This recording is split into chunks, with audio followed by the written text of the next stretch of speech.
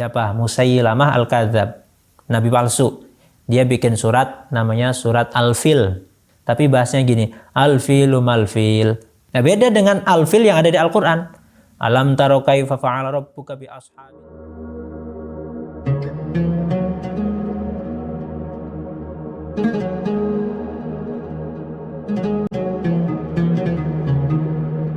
Bismillahirrahmanirrahim.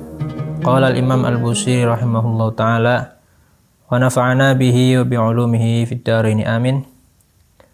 Al-faslu sadis fi syarafil Qur'an wa madhihi. Al-faslu sadis utai fasal kang kaping 6 fi syarafil Qur'an iku ing dalem nerangaken kemuliaane Al-Qur'an wa madhihi lan ngelem Al-Qur'an. Pasal yang ke-6 akan menjelaskan tentang kemuliaan Al-Qur'an dan juga menjelaskan tentang pujian-pujian terhadap Al-Qur'an. Setelah kemarin Imam Busiri menjelaskan tentang mukjizat Nabi Muhammad SAW, yang mana mukjizat beliau bermacam-macam. Ada awan mendung diikuti awan mendung, ada pohon-pohon yang bisa berjalan tunduk di hadapan Rasulullah, ada rembulan yang bisa terbelah, ada macam-macam segala yang telah disebutkan di pasal sebelumnya.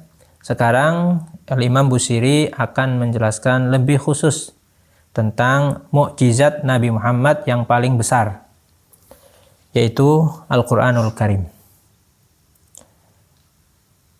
Al-Qur'anul Karim disebut sebagai mukjizat Nabi Muhammad yang paling agung, yang paling utama, yang paling besar, karena mukjizat Al-Qur'an ini berbeda dengan mukjizat-mukjizat yang sebelumnya, yang lainnya. Kalau mukjizat yang lainnya berupa fisik, mukjizat yang berupa fisik itu akan habis kalau sudah lewat masanya, hanya disaksikan oleh orang-orang pada saat itu. Tapi kalau mukjizat Al-Qur'an itu akan terus bisa kita saksikan sampai hari ini, bahkan sampai seterusnya, sampai hari kiamat. Bahkan kalau kita lihat di hadis-hadis itu ya, tentang keutamaan Al-Qur'an, kita bisa memahami bahwa Al-Qur'an itu bukan hanya sampai hari kiamat, tapi sampai di surga pun masih tetap ada Al-Qur'an. Yaitu dalam hadis yang menerangkan bahwa ahli surga disuruh untuk membaca Al-Qur'an. Derajat atau pangkat tingginya derajat mereka di surga ditentukan sampai seberapa banyak dia membaca Al-Qur'an. Jadi walhasil, keutamaan kemukjizatan Al-Qur'an ini ditinjau atau dilihat dari bahwa mukjizat yang berupa fisik akan habis pada saat itu saja, setelah lewat masanya kita tidak bisa menyaksikan. Tapi mukjizat Al-Qur'an ini akan terus bisa kita rasakan hingga saat ini, hingga sampai hari kiamat nanti. Da'ani ninggalo sapa sira ni ingsun wa wasfiya sertane olehe nyifati sapa ingsun ayatin ing pira-pira ayat lahu kedue Kanjeng Nabi zuharat kang pertelo apa ayat zuhuronaril qira lawan kaya pertelane genine suguhan tamu lailan ing dalem mangsa dalu ala alami ing atase dhuwur gunung.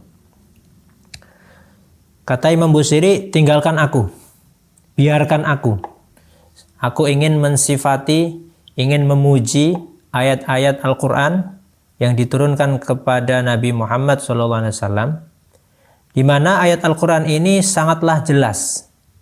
Ayat-ayat yang diturunkan kepada Nabi Muhammad ini adalah ayat-ayat yang sangat jelas.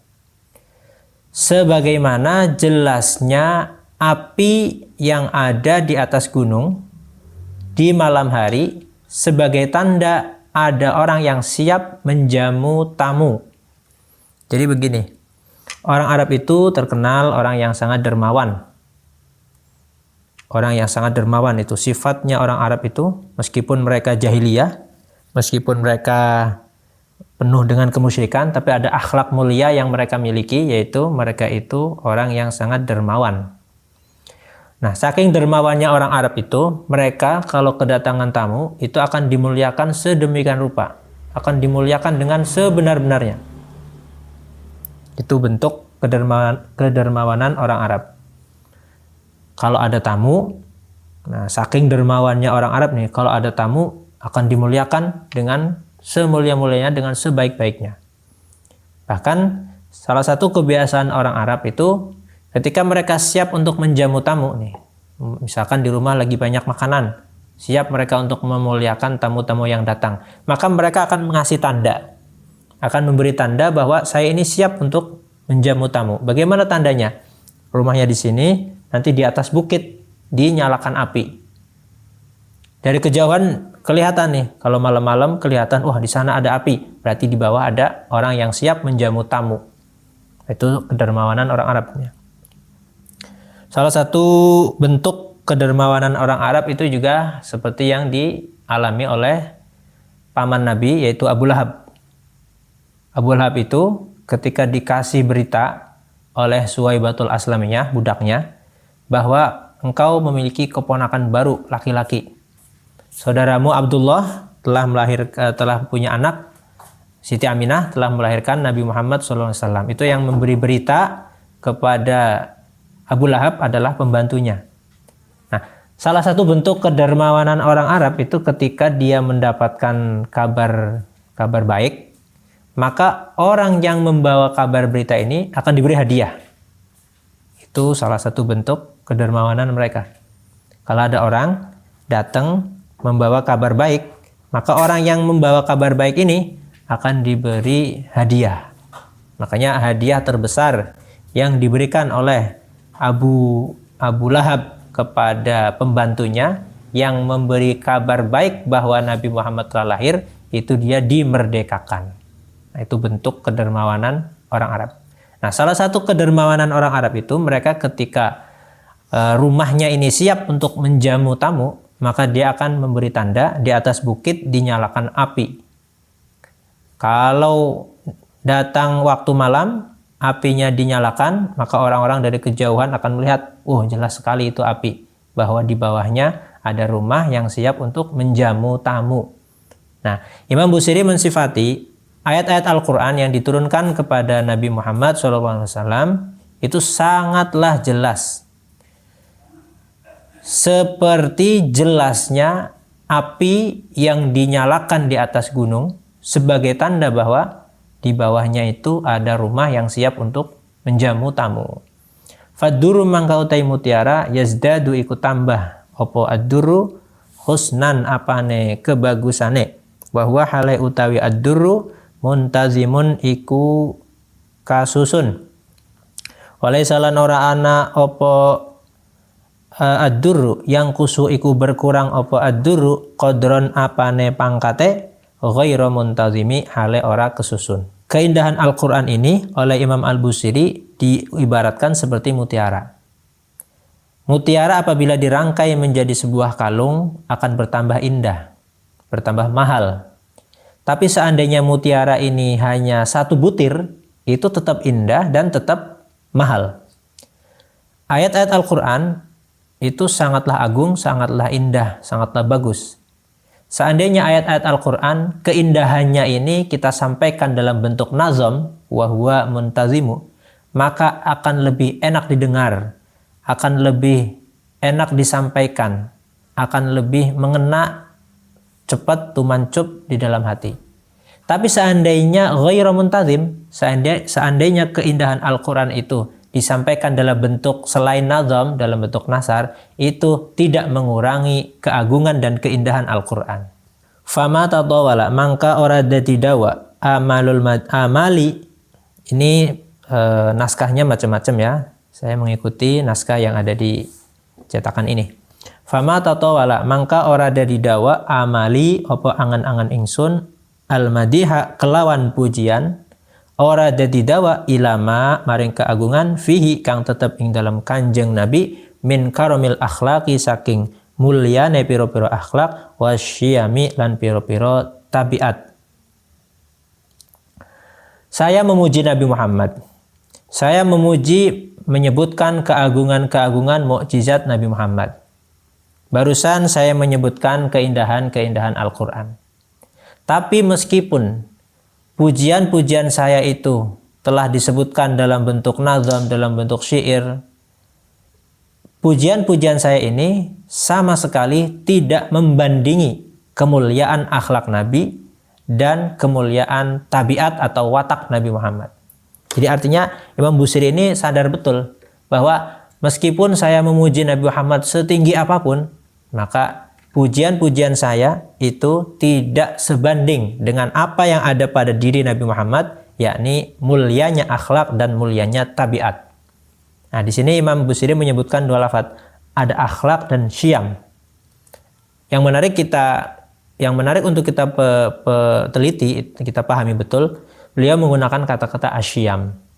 Asyam, akhlak jelas ya, akhlak, perilaku yang baik, pekerti yang baik. Syam ini adalah tabiat atau watak. Artinya Imam Busiri ini ingin memberi pengertian kepada kita bahwasanya kemuliaan akhlak Nabi Muhammad itu memang betul-betul menjadi watak beliau. Contoh nih, Nabi Muhammad sholat tahajud.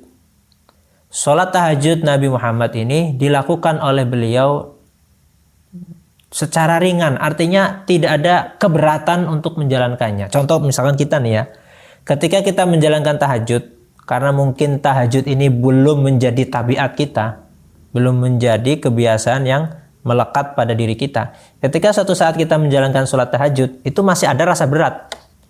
Berat, ngantuk, dingin, males, dan macam-macam. Tapi ketika Nabi Muhammad menjalankan sholat tahajud, maka beliau menjalankannya dengan ringan. Dengan ringan. Karena sudah menjadi tabiat, watak, kebiasaan yang sudah melekat erat kepada diri Nabi Muhammad SAW. Ketika kita dermawan, kita sedekah. Ketika kita bersedekah, ngasih duit, ya, itu terkadang dalam hati kita masih ada rasa berat. Kita ngasih uang 100.000, dalam hati ini masih, aduh, eman, berat. Tapi kita ngasih. Tapi ketika Nabi Muhammad bersedekah, tidak ada sedikit pun dalam hati merasa berat untuk mengeluarkannya. Kita kan suka begitu nih. Kita sedekah, ada sumbangan apa, kita sedekah 100.000, kita ngasih orang 20.000, kita sedekah 50.000 kepada seseorang. Itu terkadang dalam hati kita masih ada rasa berat. Eman uangnya ini. Nah, Nabi Muhammad tidak seperti itu. Itu namanya al-akhlaq wasyam. Syam ini artinya tabiat, watak yang sudah melekat pada diri Nabi Muhammad SAW. Ketika contoh lain misalkan, ketika Nabi Muhammad ketika Nabi Muhammad berpuasa, atau ketika Nabi Muhammad menjalankan ibadah puasa, atau ketika Nabi Muhammad pergi berperang, itu sama sekali dalam hati tidak ada rasa berat menjalaninya. Nabi Muhammad menjalani puasa dengan senang hati, dengan lapang hati. Nabi Muhammad menjalankan jihad, pergi ke medan perang, itu juga tidak ada rasa sedikit pun dalam hati keterpaksaan untuk menjalaninya. Karena memang hal tersebut, menjalani segala sesuatu yang diperintahkan oleh Allah Subhanahu wa taala, puasa, jihad, tahajud, sedekah, itu semuanya sudah menjadi tabiat yang melekat kepada diri Nabi Muhammad SAW. Kalau kita nih misalkan disuruh puasa, itu kadang masih aduh berat, pengen makan, pengen minum, lemes gitu ya. Kita misalkan kita disuruh jihad, kita berangkat jihad, tapi dalam hati masih merasa berat, aduh ninggalin keluarga, aduh saya maju perang, taruhannya nyawa. Jadi Nabi Muhammad itu, kemuliaan akhlak beliau itu dilakukan karena memang sudah menjadi tabiat, watak yang melekat kepada diri Nabi Muhammad SAW. Sehingga Nabi Muhammad sedekah tidak karena terpaksa. Nabi Muhammad menjalankan sholat tahajud tidak karena terpaksa. Nabi Muhammad menjalankan ibadah-ibadah, amal-amal atau kemuliaan akhlak yang lain itu karena memang sudah menjadi tabiat, watak yang sudah melekat kepada diri Nabi Muhammad SAW.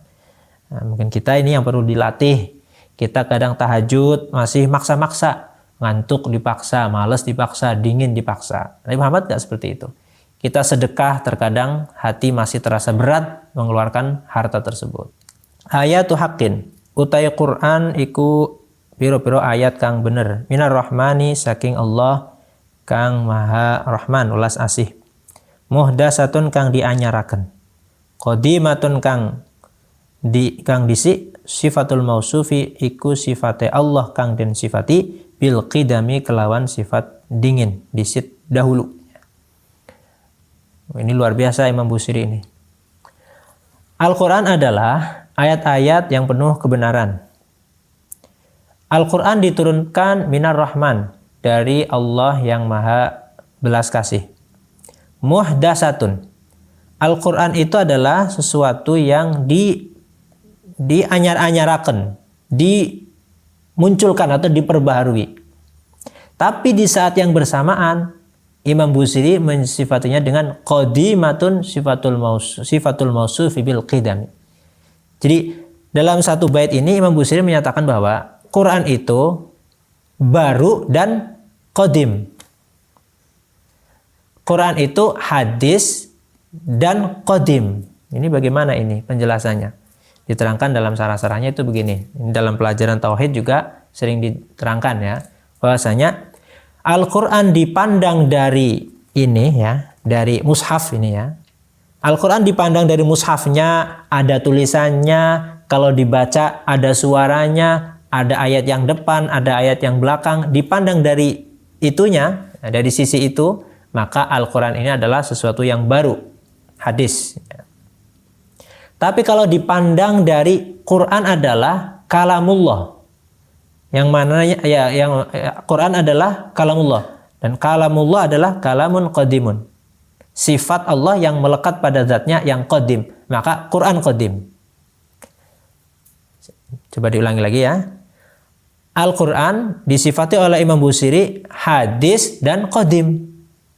Nah, ini dua sifat yang berlawanan, nggak mungkin satu barang ya hadis ya qadim.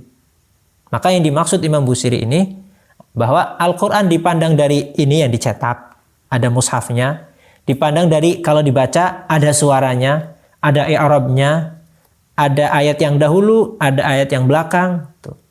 Dipandang dari itunya, sifat-sifat tersebut, maka Quran itu adalah sesuatu yang hadis. Tapi dipandang bahwa Al-Quran ini adalah kalamullah, maka Al-Quran ini adalah sesuatu yang qadim. Nah, bagaimana titik temunya? Titik temunya begini. Ya, sederhananya seperti ini. Quran yang ini yang ada di hadapan kita nih, misalkan ini Quran mushaf ya. Quran yang ini yang ada tulisannya, ada titiknya, ada halamannya, kalau dibaca ada suaranya. Quran yang ini punya makna. Makna Quran yang ini cocok dengan makna Quran yang merupakan kalam yang melekat pada zatnya Allah. Jadi ada titik temunya itu. Makanya ada istilah, kalau nggak salah di pelajaran tauhid itu ya, ada kalam nafsi, ada kalam nafsi yang melekat pada zat Allah, ada kalam lafzi yang berupa tulisan-tulisan ini. Jadi Quran dipandang dari ini, tulisannya, ada suaranya, ini hadis baru. Tapi dipandang bahwa Quran ini adalah kalamullah yang melekat pada zatnya Allah, maka Quran ini adalah qadim, kalam sifatnya Allah. Nah, titik temunya Quran yang hadis ini, yang ada suaranya, ada tulisannya, punya makna. Makna Quran ini cocok dengan makna Quran yang merupakan kalam yang melekat pada zatnya Allah. Makanya kita ini sebagai ta'adduban tidak boleh mengatakan Quran itu makhluk ya, sebagai bentuk tata krama kita kepada Allah Subhanahu wa taala, karena walau bagaimanapun meskipun ada tulisannya, ada i'rabnya, ada kertasnya, ada suaranya, ini punya makna. Quran yang ini punya makna yang sangat luas, yang sangat mendalam, yang mana makna Quran tersebut cocok dengan makna Quran yang merupakan kalam yang melekat pada zatnya Allah. Itu hebatnya Imam Busiri ya. Damat halam taktarin, ora bebarengan opo ayatu haqqin bizamanin kelawan zaman. Karena Quran ini adalah sifat yang melekat pada zatnya Allah, maka Quran tidak bersamaan dengan zaman. Karena Allah pencipta zaman, maka tidak mungkin Allah butuh pada zaman. Allah yang menciptakan waktu, maka tidak mungkin Allah butuh pada waktu. Kalau Allah butuh pada waktu, Terus ketika waktu belum diciptakan, bagaimana Allah waktunya itu? Sama kayak tempat ya. Allah yang menciptakan tempat, sehingga Allah tidak butuh pada tempat. Kalau Allah butuh pada tempat, terus sebelum tempat itu diciptakan, Allah di mana? Nah, makanya Allah itu punya sifat, mukhalafatul lil hawadisi, berbeda dengan makhluknya. Makhluknya butuh tempat, Allah tidak butuh tempat. Makhluknya butuh waktu, butuh zaman, Allah tidak butuh waktu, tidak butuh zaman. Makhluknya akan rusak seiring berjalannya waktu. Allah tidak seperti itu. Makanya disebutkan lam taqtarin bizamanin. Karena Al-Quran ini adalah merupakan kalamullah, maka Al-Quran yang qadim, Al-Quran yang merupakan sifat kalam yang melekat pada diri Allah, pada zatnya Allah, itu tidak bebarengan dengan zaman. Wahya utawi ayatu haqqin tukhbiruna iku ngabaraken apa ayatu haqqin na ing kita anil ma'adi saking akhirat, hari kiamat, wa an adin lan saking kaum Ad, wa an Irami lan saking tanah Iram. Kaumnya namanya kaum Ad, tempat tinggalnya namanya kota Iram, nabinya namanya Nabi Hud, ya, wa ila adin akhahum huda. Itu lanjut, bahwasanya Imam Busiri ini menceritakan, mensifati Al-Quran, bahwa Al-Quran ini memberitahu tentang hari kiamat, memberitahu tentang keadaan manusia nanti di hari kiamat. Al-Quran juga bercerita tentang kaum-kaum Nabi sebelum Nabi Muhammad SAW. Salah satunya adalah Al-Quran menceritakan kaum Ad yang tinggal di tanah Iram. Nabinya namanya Nabi Hud alaihissalam. Itu diceritakan bahwa mereka itu orang yang tidak percaya atau tidak mengikuti Nabi Hud, sehingga disiksa oleh Allah Subhanahu wa taala dengan kemarau yang panjang. Karena mereka itu kafir, nggak mau mengikuti Nabi Hud, dikasih kemarau panjang, tanahnya tandus, kemudian dikasih badai angin selama 7 malam 8 hari. 8 hari 7 malam. Wa ila adin akhahum huda. Itu Al-Quran bercerita tentang akhirat. Al-Quran juga bercerita tentang kisah-kisah Nabi sebelumnya. Salah satunya adalah Nabi Hud yang diutus kepada kaum Ad yang tinggal di tanah Iram. Jadi Allah itu menceritakan nabi-nabi sebelumnya kepada Nabi Muhammad, tujuannya untuk menghibur. Untuk menghibur Nabi Muhammad serta untuk menguatkan hati beliau. Seakan-akan Allah itu berkata begini, Muhammad, kamu jangan bersedih ketika mereka kafir. Ketika mereka memusuhimu, tidak mau beriman, kamu nggak usah sedih. Nabi Musa juga sama seperti itu. Nabi Hud juga sama seperti itu. Nabi Nuh juga mengalami hal-hal yang sama seperti yang dialami oleh dirimu, wahai Muhammad. Itu Allah menceritakan kisah-kisah Nabi sebelumnya. Kadzalika kullu naqussu 'alaika min amba'ir rusuli ma nusabbitu bihi fuadak. Allah menceritakan cerita-cerita para rasul, tujuannya adalah untuk menguatkan, meneguhkan hati baginda Nabi Muhammad SAW. Damat langgeng apa ayatu haqqin ladaina ing dalam sandingnya kita. Fafaqat mangka ngungguli apa ayatu haqqin kulla mu'jizatin ing saben-saben mu'jizat. Minan nabiyyina saking piro-piro nabi.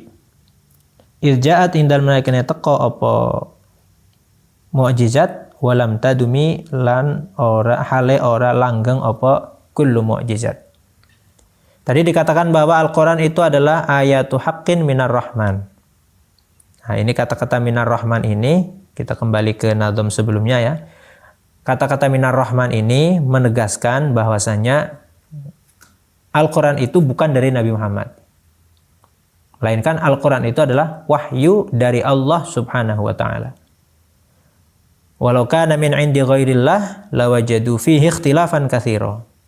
Seandainya Quran itu berasal dari selain Allah, seandainya Al-Quran itu bukan dari Allah, pasti akan terjadi perbedaan-perbedaan yang banyak. Dalam ayat lain Allah berfirman, "Qul ma yakunu li an ubaddilahu min tilqa'i nafsi." Katakan wahai Muhammad, saya ini tidak boleh mengganti-ganti apa-apa wahyu yang diturunkan kepadaku. Nah, ini menunjukkan bahwa Al-Quran itu benar-benar dari Nabi Muhammad SAW. Keistimewaan Al-Quran damat ladaina.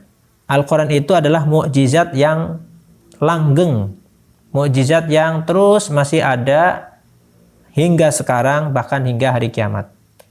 Karena Al-Quran ini adalah mukjizat yang selama-lamanya, maka fafaqat kulla mukjizatin. Maka Al-Quran ini mengungguli, mengalahkan mukjizat-mukjizat para nabi yang sebelumnya. Kenapa? Irja'at walam tadumi. Karena mukjizat-mukjizat para nabi sebelum Nabi Muhammad, itu ketika mukjizat itu datang, maka hanya bisa disaksikan pada saat itu. Setelah lewat masanya, sudah. Kita tidak bisa melihat mukjizat tersebut. Tapi kita harus iman ya bahwa para nabi itu punya mukjizat karena disampaikan oleh habar-habar yang terpercaya, disampaikan oleh Al-Quran, disampaikan oleh Nabi Muhammad. Jadi seperti tadi yang sudah diterangkan di awal, damat ladaina fafaqat kulla mu'jizatin, bahwa Al-Quran ini mukjizat yang paling utama yang dimiliki oleh Nabi Muhammad yang mengalahkan mukjizat-mukjizat yang lain. Kenapa? Karena tidak berupa fisik. Mukjizat kalau berupa fisik, maka hanya bisa disaksikan pada saat itu. Setelah lewat masanya sudah tidak bisa disaksikan lagi. Tapi kalau Al-Quran ini adalah mukjizat yang ilmiah, ya. Mukjizat yang ilmiah, mukjizat yang semenjak diturunkan hingga saat ini, bahkan hingga hari kiamat, masih bisa kita saksikan kehebatan dan kemukjizatan Al-Quran. Muhakkamatin, piro-piro ayat kang dikukuhaken. Fama tubqina mangka ora menyisakan apa ayat min syubahin saking piro-piro kejanggalan syubhat lidhi syikokin kedua wong kang berlawanan wa ma tabghina lan orang golet apa ayat min hakami saking juru putus. Quran ini adalah ayat-ayat yang kukuh, ayat-ayat yang kuat, tidak ada yang menandingi. Kukuh dalam segi sastranya, dalam segi fasohahnya, dalam segi balaghahnya, dalam segi makna yang terkandung di dalamnya, itu kukuh, kuat. Sehingga tidak ada satupun keraguan dalam Al-Quran. Tidak ada satupun syubhat atau tuduhan-tuduhan atau keraguan-raguan yang disampaikan kepada Al-Quran oleh orang-orang yang berlawanan. Wa ma tabghina min hakam itu begini. Seandainya Al-Quran ada yang menentang, ini nggak butuh ada hakim. Tidak butuh ada hakim. Kenapa? Karena sudah jelas pasti yang benar Al-Quran.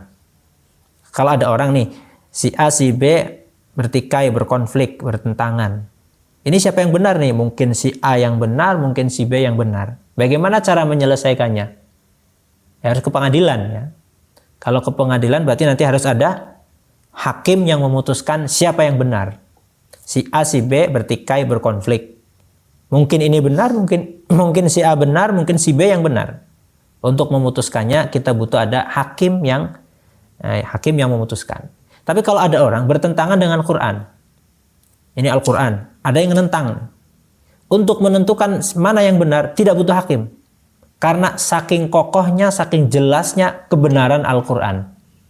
Itu yang dimaksud wa ma tabghina min hakami. Kalau ada orang dua pihak yang bertikai, mungkin ini yang benar, mungkin satunya yang benar. Mungkin si A benar, mungkin si B benar. Untuk menyelesaikannya butuh adanya hakim. Tapi kalau Al-Quran ada yang nentang, ini saking jelasnya Al-Quran, saking kokohnya makna kebenaran yang terkandung dalam Al-Quran, ketika ada yang nentang Al-Quran, untuk menyelesaikannya tidak butuh hakim. Itu menggambarkan saking jelasnya Al-Quran, saking kokohnya Al-Quran. Makanya kalau kita lihat banyak sekali subhat-subhat. Subhat itu tuduhan ya, tuduhan keraguan-raguan yang ditujukan kepada Al-Quran. Padahal Al-Quran itu sudah menegaskan Alif Lam Mim Dzalikal Kitabu La Raiba Fi. Tidak ada sedikit pun keraguan-raguan dalam Al-Quran. Tapi tetap saja ya, lidhi syikokin, orang-orang yang berlawanan, orang-orang yang menentang Al-Quran ini menyampaikan atau melontarkan beberapa syubhat atau tuduhan-tuduhan keraguan-raguan terhadap Al-Quran. Tapi semuanya akan terbantahkan. Contoh yang paling sederhana begini. orang itu tidak bisa menuduh Quran bikinan Nabi Muhammad. Kalau ada orang pengen meragukan Al-Quran, wah Al-Quran itu bikinan Muhammad, Quran itu buatan sendiri, itu nggak bisa. Karena dari awal Allah sudah menutup celah tersebut. Apa? Yaitu Nabi Muhammad dijadikan sebagai An-Nabiyyil Ummi. Nabi Muhammad dijadikan sebagai An-Nabiyyil Ummi, Nabi yang ummi, tidak bisa baca, tidak bisa nulis, tidak pernah belajar. Jadi syubhat, ini contoh syubhat yang sederhana ya. Syubhat atau keraguan-raguan tentang Al-Quran disampaikan oleh beberapa kelompok yang mengatakan Quran bikinan Nabi Muhammad. Nah itu nggak benar. Langsung terbantahkan dengan keberadaan Nabi Muhammad sebagai penerima wahyu, sebagai orang yang ummi, tidak pernah membaca, tidak pernah menulis, tidak pernah menghitung. Nah, itu artinya syubhat atau tuduhan keraguan-raguan yang ditujukan kepada Al-Quran akan terbantah dengan Al-Quran itu sendiri, dengan Nabi Muhammad SAW. Kemudian apa ini? Mahuribat ora diperangi. Opo ayatul rahman, ayatul haqqin, qattu kelawan babar pisan illa ada kejaba balik min harobin saking peperangan sopo a'dal a'adi luweh musuh-musuhe piro-piro musuh ilaiha maring ayatul haqqin mulqiyas salami hale wong kang menyampaikan perdamaian. Hale wong kang menyampaikan perdamaian. Ketika ada orang menentang Al-Quran, maka orang tersebut pasti akan kalah, akan menyerah gitu ya, akan udah damai sajalah. Ya, orang diperangi, takut sama yang nyerang nih, saking takutnya udah gak usah perang, damai saja. Itu namanya illa ada min harabin a'dal a'adi ilaiha mulqiyas salami. Artinya ketika ada orang musuh-musuh Islam, musuh-musuh Nabi Muhammad, ketika mereka akan menentang Al-Quran, maka sebenarnya mereka sendiri akan pasrah, akan mengakui kebenaran Al-Quran. Makanya banyak sekali orang-orang yang tadinya memusuhi Al-Quran, justru dia masuk Islamnya karena Al-Quran. Saya ulangi, banyak sekali orang-orang yang awalnya memusuhi Al-Quran, memusuhi Nabi Muhammad, malah justru dia masuk Islamnya karena mendengarkan bacaan Al-Quran. Contoh yang paling masyhur ya Umar bin Khattab. Kayak apa Umar bin Khattab itu memusuhi Nabi Muhammad, ingin membunuh Nabi Muhammad. Tapi dia yang sangat a'dal a'adi, dia itu orang yang sangat memusuhi Nabi Muhammad, justru masuk Islamnya setelah mendengarkan Al-Quran. Orang-orang kafir Quraisy yang lain itu mereka juga banyak sekali yang mengakui kebenaran Al-Quran. Contoh, ada orang kafir Quraisy yang namanya Al-Walid bin Mughirah. Al-Walid bin Mughirah itu ketika dia ditanya apa pendapat kamu tentang Al-Quran, dia mungkin sering mendengarkan Nabi Muhammad baca Al-Quran. Terus orang kafir berkata, bagaimana Al-Quran itu? Wallahi inna liqaulihi la halawah wa inna alaihi la tilawah, dan seterusnya itu. Demi Allah, ayat-ayat yang dibaca oleh Muhammad itu adalah ayat-ayat yang ketika didengar rasanya manis. Ketika didengarkan dia itu bikin kagum, bikin enak didengar, seperti halnya manisnya kurma dan seterusnya itu, memuji-muji Al-Quran. Jadi musuh-musuh Nabi Muhammad, orang-orang kafir Quraisy pada saat itu, yang tentunya mereka itu tahu betul sastra Arab, sastra bahasa Arab pada saat itu. Itu mereka yang memusuhi Nabi Muhammad, ketika mendengarkan Al-Quran, mau nggak mau mereka pasti kagum. Makanya Sayyidina Umar saking kagumnya, saking indahnya mendengarkan bacaan Al-Quran, beliau masuk Islamnya karena itu. Karena mendengarkan bacaan Al-Quran. Roddat balekno balaghatuha apa balaghahe Al-Quran da'wa mu'aridiha ing pendakwane wong kang nentang Al-Quran. Raddal ghuyuri kelawan kaya nolake wong kang cemburu yadal jani ing tangane wong kang melukai anil hurami saking piro-piro wong wadon. Balaghahnya Al-Qur'an, sastranya, nilai sastranya Al-Qur'an ini akan mengalahkan orang-orang yang menentang. Seperti halnya seorang suami yang punya sifat cemburu, ini dia pasti akan melindungi istrinya dari orang-orang yang mengganggu. Ada suami istri, suaminya ini cemburuan orangnya. Ketika istrinya diganggu sedikit aja, itu dia pasti langsung ngusir, langsung melindungi istrinya. Begitulah Al-Qur'an. Nilai balaghah atau nilai sastra yang tinggi yang terkandung dalam Al-Qur'an itu pasti akan menolak atau mengusir, mengalahkan orang-orang yang menentang Al-Qur'an. Contohnya begini contoh. Quran itu menantang orang-orang kafir Quraisy, menantang mereka untuk membuat yang semisal dengan Al-Qur'an. Kalau kamu tidak percaya, silakan kamu bikin ayat-ayat yang sama seperti Al-Qur'an. Kalau nggak mampu semuanya, 10 surat. Waktu bi'ashri suwarin itu ya. Kalau kamu tidak mampu, bikin 1 surat saja. Yang nilainya, sastranya, maknanya seperti Al-Qur'an. Tapi nggak ada yang bisa itu. Wa in kuntum fi raibim mimma nazzalna ala abdina fa'tu bi suratim min misli. Tidak usah kamu menciptakan kitab yang seperti Al-Qur'an utuh, nggak usah. Cukup kamu, kalau memang kamu tidak percaya, masih meragukan Al-Qur'an, bikin 1 surat yang seperti Al-Qur'an. Kalau disuruh bikin 1 surat, berarti dia disuruh cuman bikin 3 ayat. Nah, surat yang paling pendek kan 3 ayat. Inna a'tainakal kautsar fasholli lirabbika wanhar inna syani'aka huwal abtar. Kalau kamu masih tidak percaya terhadap Al-Qur'an, coba bikin 3 ayat saja, 1 surat 3 ayat. Ternyata nggak ada yang bisa. Ada yang pernah coba malah diketawain. Siapa? Musayyilamah Al-Kadzab, nabi palsu. Dia bikin surat namanya surat Al-Fil. Sama ya kayak juz amma juga ada Al-Fil. Tapi bahasanya gini, Al-Filu mal-fil, wa ma adraka mal-fil, lahu dzanabun tawil, lahu dzanabun wa zail, wa khurtumun tawil, wa inna dzalika min khalqillahi laqalil. Itu malah diketawain, ngapain ngebahas apa? Gajah. Gajah. Tahukah kamu apa itu gajah? Gajah itu hewan yang punya ekor. Punya apa namanya? Belalai. Punya belalai yang panjang.